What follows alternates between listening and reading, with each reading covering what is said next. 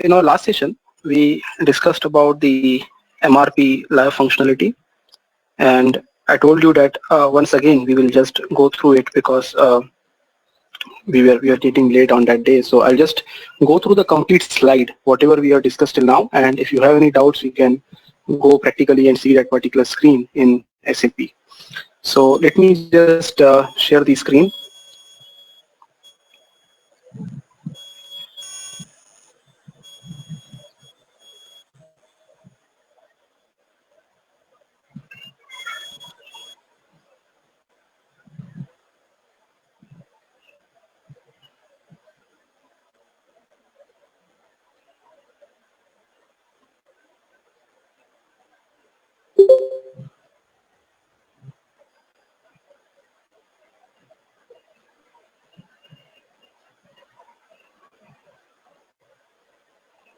Okay, let me know once you're able to see the PPT now.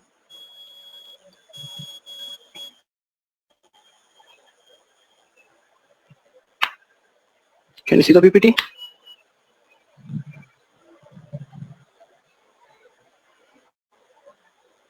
Yes, Gaurav. Okay. Okay, so I'll just go quickly because this is something which we already discussed, but just want to make sure that you understand all the things. So we discussed like the three phases of MRP. One is the traditional MRP that we were running in ECC using the transactions MD01, 2, and 4. Okay, and I told you that the traditional MRP, which was based on non-HANA database, it was processing record one by one. So normally when we talk about the MRP run, there are three stages. One is it selects the data from different tables. Then it processes that data. It performs a calculation to find out how much quantity is short, or maybe the quantity is available or not. And finally, it saves the data in the internal table. So these are the three steps which gets performed in the MRP run. Now, in case of traditional MRP that we were using without HANA database, all these steps were happening one by one. So per material, it was going into the first step, one by one material at a time.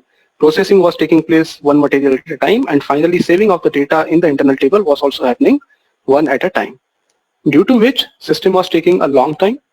Okay, there was like normally we schedule this kind of transactions in the nights so that your normal business processes should not be impacted.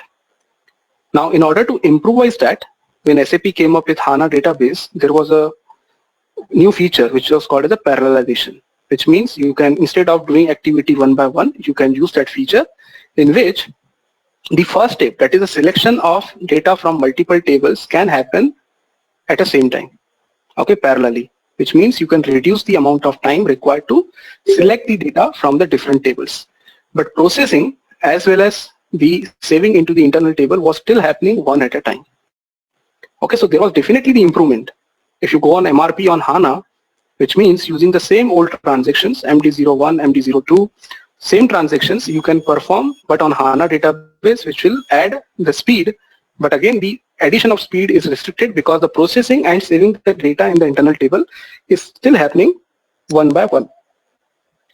Then finally, SAP came up with something called as MRP Live, in which all the three steps, selecting the data, processing the data, and finally saving the data in the internal table, all these things happening in parallel, which means you can save a lot of time because all these things are happening parallel, which will perform the transaction in a very short time.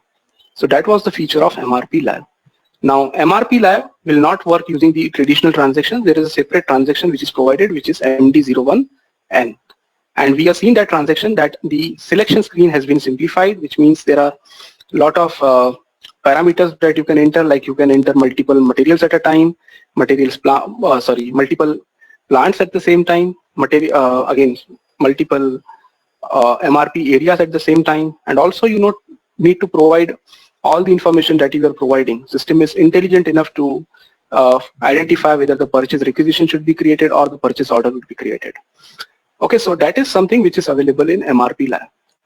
Now, we've seen the amount of time. If we plan one material at a time, if we use the normal MRP run, it takes less time compared to MRP Lab. And I told you the reason, because MRP Lab requires some setup time. Okay, so if you are planning more than 20 materials, then only MRP Live will make sense. Otherwise, you can use the traditional MRP also. Now, why SAP has kept both the options open? Why, when MRP Live is already available, why SAP has not discarded the normal MRP functionality? The reason is there are some restrictions. You cannot use MRP Live in each and every scenario. There are some scenarios which are not supported, which may be supported in future. Okay, how are you going to identify which scenarios are not supported? So for that, SAP has provided a report. So these are the classic MRP transactions which we discussed. Restrictions is fine. I just want to show you the report. This is a report. PPH_check_MRP on HANA. So if you execute this report for all your plant, let's say if you are running this report at a plant level, whatever materials are having the settings in the material master which is not supported in MRP Live, all that materials will be listed and it will show you the error also. Like why, for which particular reason this material is not supported.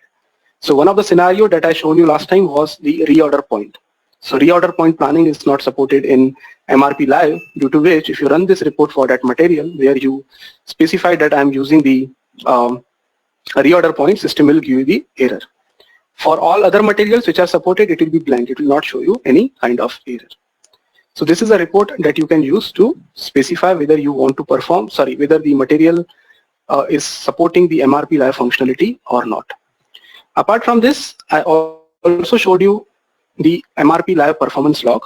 So when you perform the MRP run using MRP Live functionality, if a particular material is not supported due to any reason in MRP Live, automatically it will be planned using the traditional logic. That is, MD01 will be called by default in the background, and in the performance log, system will give you the clearer picture like how many materials are planned totally. Out of that materials, how much materials are planned using the new logic, that is MRP on HANA.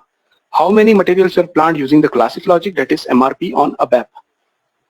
It will also give you the timings, like how much total time was required to perform the plan, out of which how much time was required by MRP on HANA and how much amount of time was required by MRP on classic. Okay, so this performance log gives you the complete picture, and it will also give you the list of materials which are planned using the classic logic with again the errors. It will tell you why a particular material was not planned using MRP Live, for which particular reason. Okay, so that the next time if you want to improvise that, you can change that settings in the material master if the business is accepting that, and you can convince them that okay, if you change the settings in the material master, your MRP process will become faster. So if that sounds convincing to the customer, they will go for it. If not, they will continue to use the normal classical MRP run. Okay, apart from this, we discussed about two lists. One is the MRP list and other is a storage, other is a stock requirement list. Okay, so MRP list is something which is not generated in MRP Live. Only stock requirement list is generated. So that is one of the reason the customers can demand that we still want to go with the classic MRP. In that case, we don't want to go with the MRP Live. So in that case, there is another program, this one, MD_MRP_force_classic, where you can go and you can tick the indicator that I want to plan this material always using the classic logic. So even if the settings in the material master support MRP Live functionality for this material, still because this tick is active, it will only plan this material based on the classic logic. Okay, so this program will help you to specify that I want to plan this material always using the classic logic. Okay, any question till now? This is something which we discussed in our last session, and the things which are remaining is what has been changed from the MRP view of material master.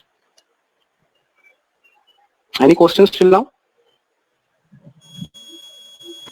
Yeah, Gaurav, did you get a chance to look at that MRP type drop-down view? M0 and all, right? I was checking that, but I'm still not able to get that. I got your point. Like you've seen in ECC that there were some multiple MRP types which are available. I'm still checking on that. I still not got the proper answer for that, but I'll definitely give you the proper answer for that.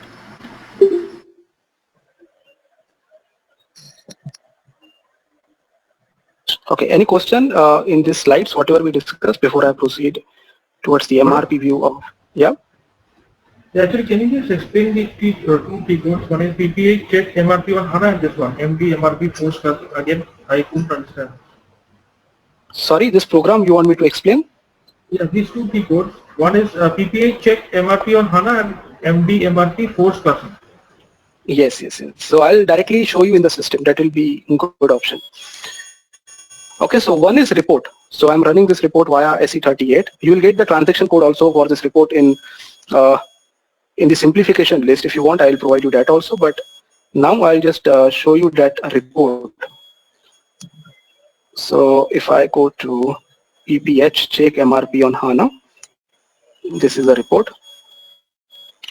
See, using this report, I can find out in my plant how many materials are not going to support the MRP live functionality. Okay, so for example, this is my plant, SL01 is my plant, and I want to know in SL01 which of the materials are not going to support the MRP live functionality. So if I click on this detailed display, and if I'm just providing the plant, if you want to provide a material and all this information, it is up to you. If I execute this, see currently both the materials, there are only two materials available on this plant and they are supported by MRP lab. That is the reason we are not getting any error here. You can see they will be planned using HANA. But let's say for example, if I go for this particular material, I'll just copy this. Okay, and in the material master, if I change the settings, if I make this material to be planned using the reorder point planning, which is not supported in MRP Live.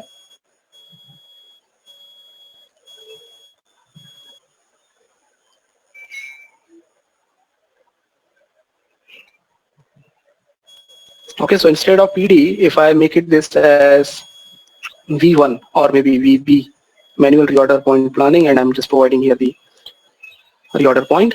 Now if I execute the same report, okay, so it will tell me that this material, I need to click on this detailed display and I'm just removing this. Okay, so it will show me two materials. One is without error, which will be planned in HANA, and other is this material which can be planned only using ABAP because of this error that reorder point planning is not supported in MRP Live powered by HANA. Is this clear, Arijit? First program? Yes, it is clear. Okay, now for example, as I know using this program that this material is completely fine. This material can be planned using the MRP Live functionality, but still my user is not comfortable. He's saying that, oh, I don't want to go with MRP Live. I want to plan this material only using Classic Logic. So can I force that this material should be planned only using Classic Logic? The answer is yes. You can go to that second program which I shown in the PPT, which is MD MRP Force Classic. Okay, so using this program, this is a direct T code. You can directly write here as a T code. Okay, and you can say, sorry. Yeah, I can specify that this particular material, I want to plan. This is not coming because this indicator is set, only materials with messages. There is no error in this material. So if I untick this, then only this material will be displayed. Now here you can see this tick is not active, Classic MRP. So if I change on this mode and click on this Classic MRP, now what I'm doing is I'm forcing this material to be planned only using the Classic Logic, not the new logic. Okay, so now what will happen? Whenever I'll be using MRP Live, that is MD01N, and if I plan this material using this regenerative planning and all the other things which we were maintaining, if I execute this, although this settings in this material master are allowing the material live functionality, MRP live functionality, but still this material will be planned using the Classic Logic. Why? Because I specifically forced this material to use the Classic Logic only.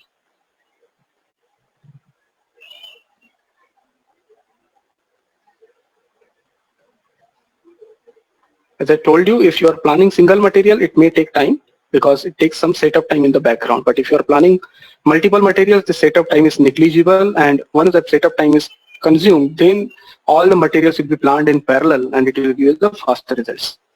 So you can see what has happened here is, this is a performance log report that I shown you in the slide. What this is telling you that the MRP plan was start at this date, at this time. Okay, this is the start time, this is the end time. Total time consumed was 41 seconds. Total materials are planned is only one. out of which the materials which are planned using classic logic is 1, and the materials which are planned using the new logic, that is MRP on HANA, is 0. The time required by HANA is this much and the time required by classic is this much. And now if I want to know why this material was filled, why it was planned using the classic logic, so I can go to materials with messages. So here you can see system is saying that this material is manually set to plan in classic MRP because this indicator is tick. Clear, Arijit, with both the programs now? Yes, Gaurav. Okay, there is a question from Vijay that any impact on MRP live on availability checking and product allocations in SD?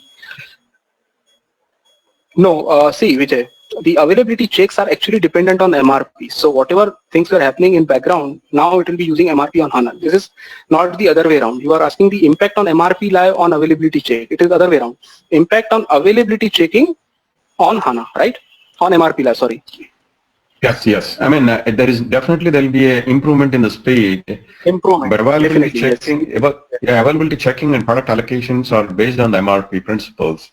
Because we are using MRP live, do we need to do any further settings in availability checking or product allocations, or they are standard? No, they are standard. So whatever settings you are maintaining in the material master, they will be picked up whenever you will be doing the availability check in SD. Okay, thank you.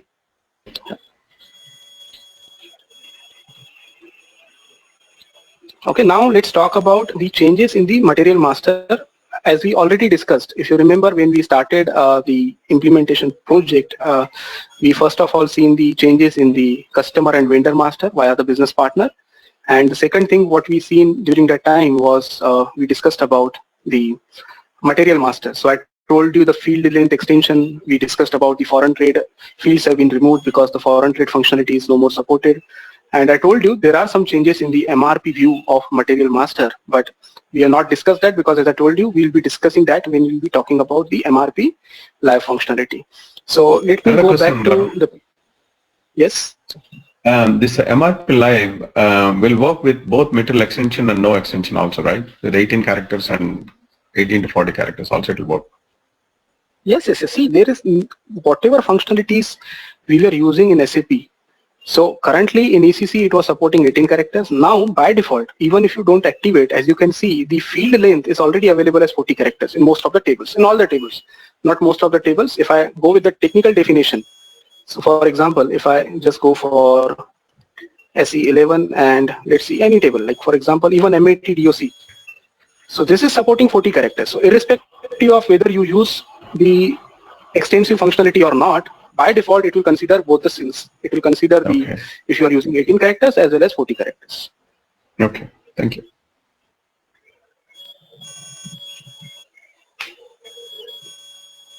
Okay, now let's go for the changes in the material master. So I will share my slide once again for that. There are not much of the changes, but some of the fields are completely removed from the MRP view of material master. Now some of the fields you must have not heard also because they were related to very obsolete functionalities.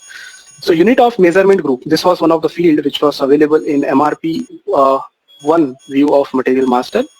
This is no longer available because this was related to retail. But now, as you know, if you want to use the retail functionality, you need to have the IS retail in place. So even in ECC also that was in place, but this field was added just to support that. But now this field will not be able to get unit of measurement group. The quota arrangement quota arrangement usage, this is not necessary. We'll talk about this since quota arrangement are considered by default during the MRP run. This is again one of the important thing. The quota arrangement earlier, we used to specify in the MRP whether we want to use the quota arrangements or not. But now they will be automatically considered during the MRP run. Even if you are using MRP on HANA, that is classic MRP also, if you are using, the quota arrangement will be automatically taken care. We will talk about this particular point in more details. Let me just complete this first. MRP4 BOM selection method. Okay, so BOM selection method, this is again one of the important point. So in ECC, the BOM selection method you were specifying in the MRP4 view. But now your BOM will be selected based on the production version. Okay, so production version is must for each and every material. Production version is must if you are manufacturing it internally. If you are manufacturing it within the on-premise, it means you need to maintain the production version. If it is not maintained, when you perform the MRP run, the plant order will be created, but you will not be able to convert that plant order into production order till the time you are not maintaining the production version. Okay. All these things, action control, fair share rule, push distribution, and all these fields are no longer available because they were belonging to obsolete functionalities. So these are the functionalities which we were not using from years, not even in SAP S4, but even in ECC, these things were not supported. Same thing like storage location indicator.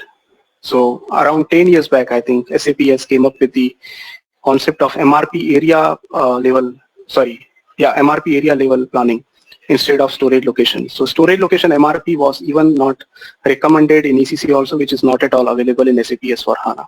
So all these fields are related to that particular functionality. Storage location MRP is no more available. So these are the two things which we need to discuss in detail, like what exactly will happen in the BOM selection method and what will happen in case of whenever you are procuring the material internally, or maybe you are procuring the material from the external. So if you remember in the last session, we were talking about this particular thing. If I show you MD01, so mistakenly I told you that system will not create a purchase requisition, it will only create a purchase order, and then I told you that something was misunderstanding, but I'll explain you in complete details in coming session. So let's talk about this now. Just give me a minute. Can you see the simplification list now? So this is how the system will determine the source of supply. Okay, so earlier you were mentioning that whether the purchase requisition should be created or the plant order should be created. Now you don't need to mention that. System will automatically create the purchase requisition, plant order according to a particular hierarchy. So this is how it will work. So source of supply will be determined according to this logic. If the procurement type of material is this is the production version, not this particular thing. What I want to show you is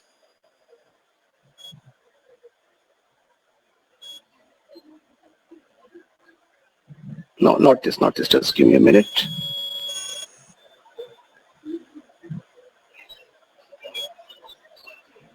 There's a proper sequence, like how the system will determine whether the purchase requisition should be created or the plant order should be created.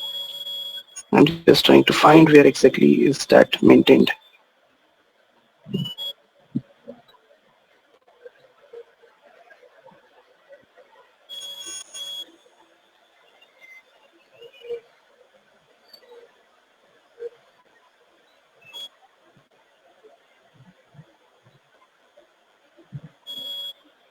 Yeah, I think the same thing, sorry. This is the same thing which we need to discuss.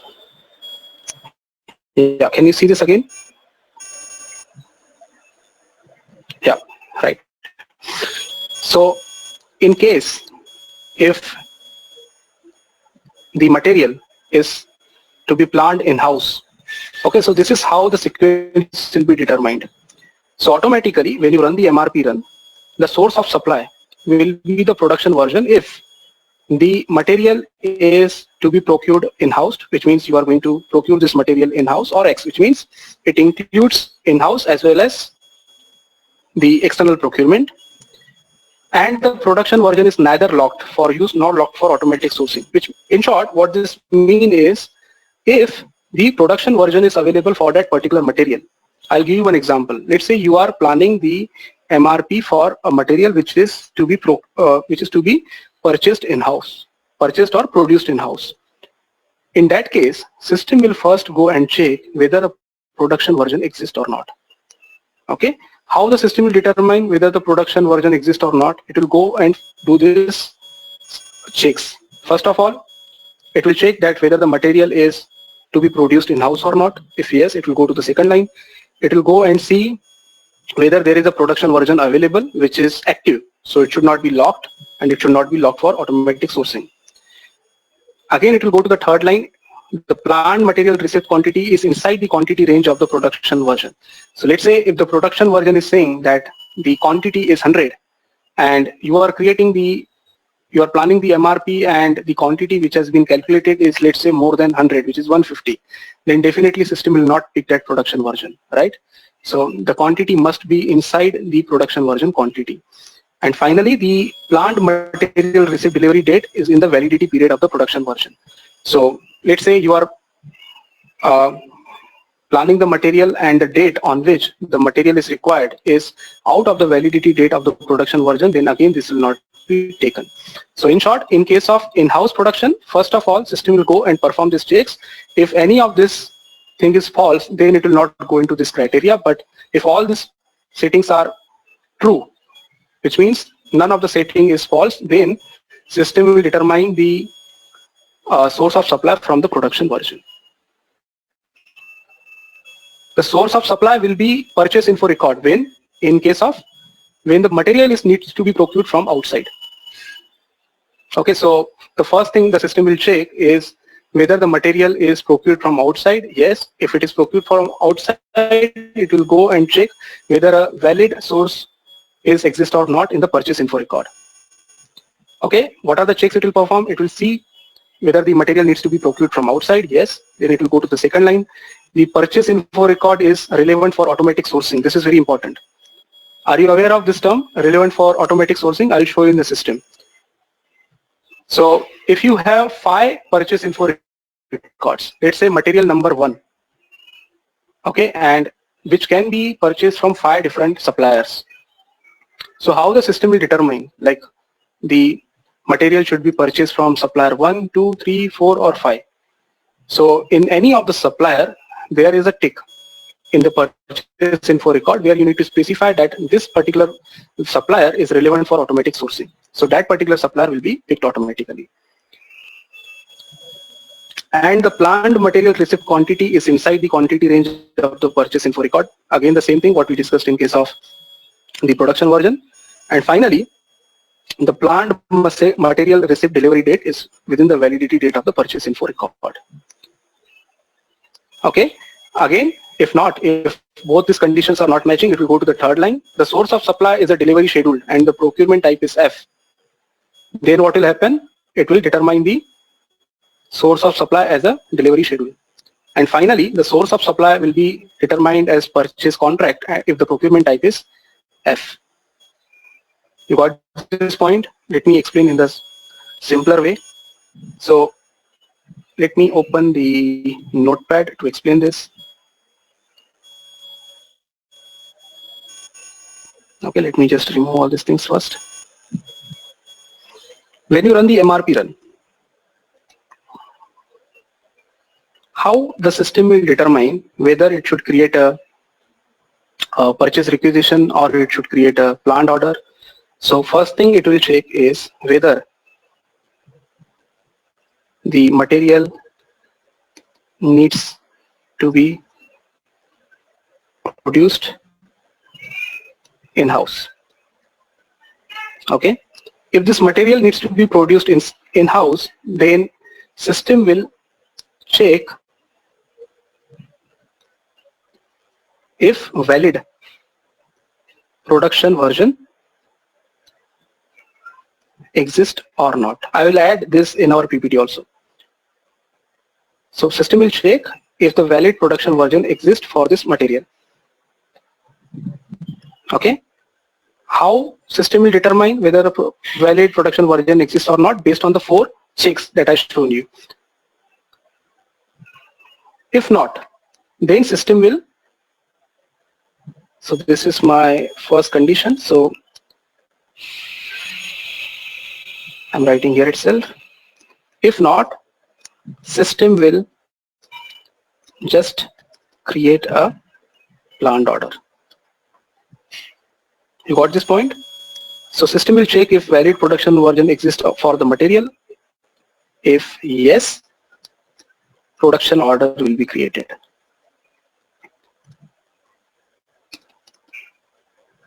With BOM, that is a production BOM.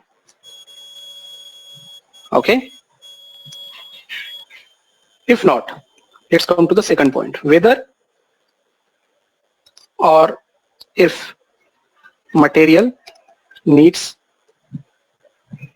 to be procured from outside. In that case, system will first check. The first priority will be given to purchase info record.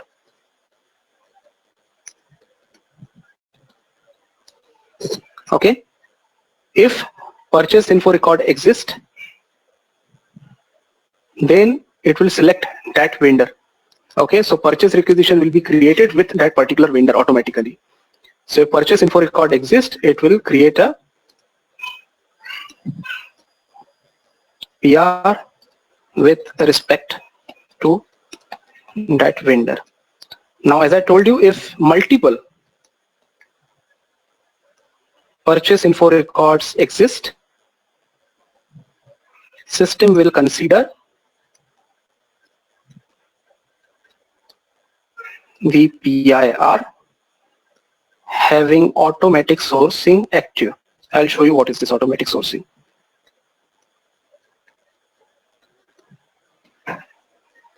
Okay. If not, if there is no purchase info record, in case if there is no PIR, system will go and see, system will try to fetch whether open contract exists for this material or not. What is the contract? So let's say you are entered in the contract with the supplier that I'm going to purchase this much material in this particular year or in this particular month. So automatically, when the requirement exists that you want to purchase this particular material, the system will automatically determine the whether the open contract exists or not. If it exists, automatically that supplier will be taken into consideration. Okay, and what was the last point? If I go back to this list,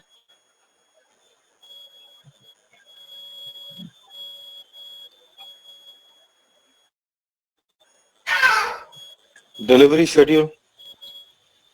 Yeah, delivery schedule was coming before that. So here what I need to write is, before the contract comes into the picture, there will be the delivery schedule. So if there is no PIR, it will first go and see the delivery schedule, and then it will finally see the open contract. So delivery schedule, and if no delivery schedule, then it will finally go for open contract. So this is how the system will behave. Earlier, we were specifying in the system that whether the planned order should be created or the purchase requisition should be created. Now, if the system is able to find this information, then it will automatically create a production order. If system is not able to find this information, then only planned order can be created in case of in-house production.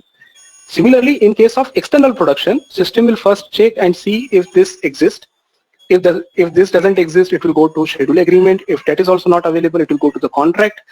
Even if that is not available, then system will not able to create a purchase requisition. It will only create a planned order again, because you need to manually create a purchase requisition by providing the other information.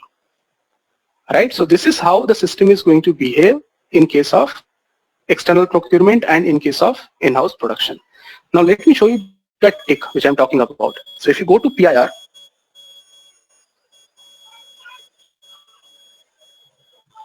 if I go for ME13,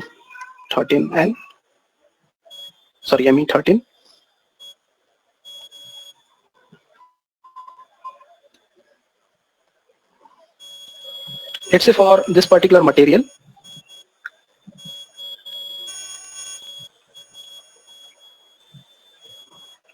sorry, let me just close this.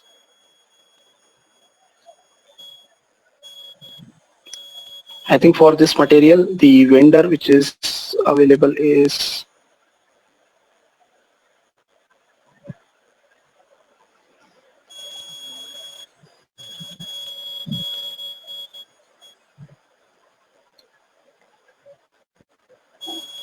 yeah, let's take this.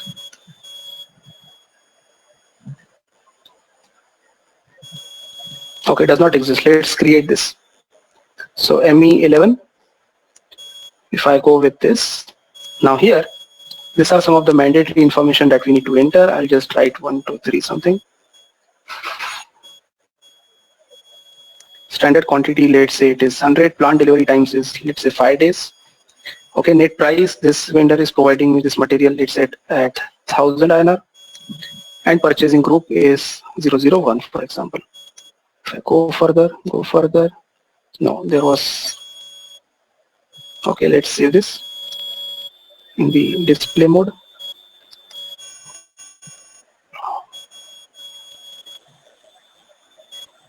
Yeah, this indicator, auto sourcing. If you tick this indicator, what it means is that for this particular material, this is my default vendor. So whenever I'm planning this particular material and I want the system to automatically generate the purchase requisition against a particular vendor, this vendor will be considered by default. Okay, so if I have 4 different purchase info records, it will be difficult for the system to identify which particular supplier should be selected for a particular material. So in that case, it will go and check if this indicator is active. If this indicator is active, this supplier will be selected by default. Gaurav, Yes, Pradeep? is this different from fixed vendor concept, or is it been replaced, or what is it? No, fixed vendor, see, if you are, let's say for example, when you create a purchase requisition, automatically if this is ticked, then it is ticked automatically, right?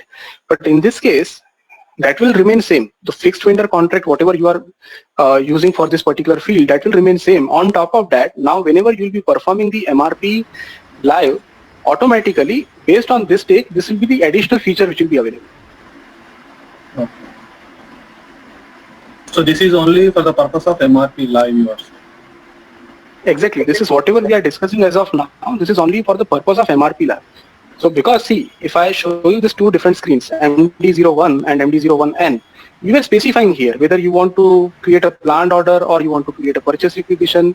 So whatever you are planning, accordingly you are specifying here. But now in MD01N, you don't need to specify this. So how the system will identify, like whether I should create a planned order, I should create a purchase requisition. So this is based on these conditions. So based on the material, it will first check whether it is to be procured in-house or externally.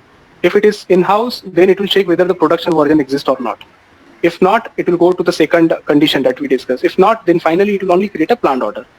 On the other hand, if it is the material which needs to be procured from outside, then it will follow, it will first go to the purchase info record. If auto sourcing is active, that vendor will be selected and the purchase requisition will be created. If not, it will go to scheduling agreement. Even if it is not there, it will go to the contract. And finally, if that is also not available, then only the planned order will be created.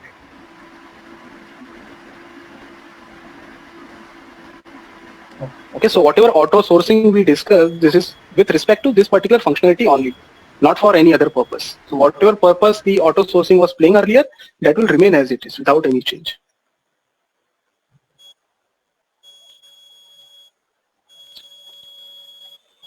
Clear? I'll just make sure that this explanation I'll add into the PPT also, so that you don't need to search it in the simplification list, because the way in which it is given in the simplification list, it is a little bit difficult to understand. I'll just make sure that I'll simplify it and add in the PPT.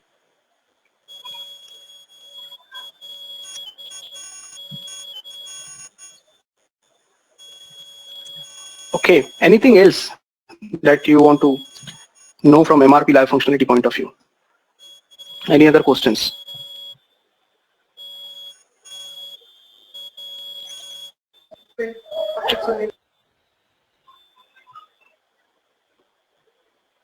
Gaurav, can you just go to MRP view 2 of a material? Okay. I just want to see whether there is the special procurement type is there. Yeah, that is still available. I'll show you. Okay, okay. Yeah, special procurement is still available. Okay. Yeah, Arijit is asking the question. He's Arijit, do you need the explanation again for auto sourcing? Okay. See, auto sourcing means when you are running the MRP functionality, what it does, if there is a shortage of a particular material, system will automatically create a purchase requisition or a planned order.